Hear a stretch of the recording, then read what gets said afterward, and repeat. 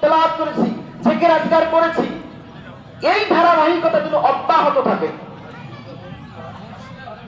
সম্মানিত হাজরিন, এই ধারাবাহিকতা যেন অব্যাহত থাকে।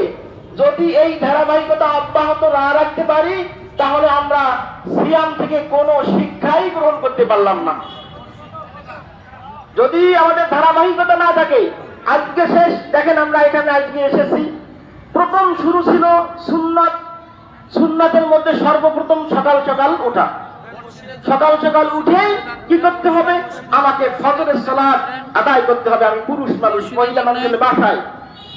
এখন আমরা এখানে যারা অনেকেই এসেছি, ফজরের সালাত আদায় করি নাই। আমরা এখানে যারা এসেছি অনেকেই ফজরের সালাত আদায় করি নাই। তাহলে সর্বপ্রথম আপনাকেই শয়তান ধরছে। নাউজুবিল্লাহ বলবেন না?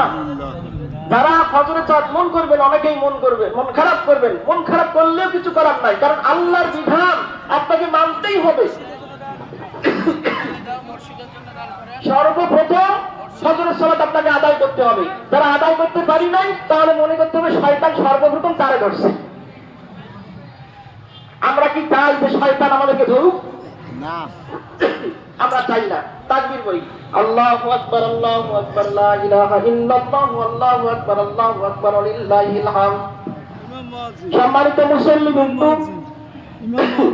আমরা বাসায় ঘোরাফেরা না করে, বাজারে ঘোরাফেরা না করে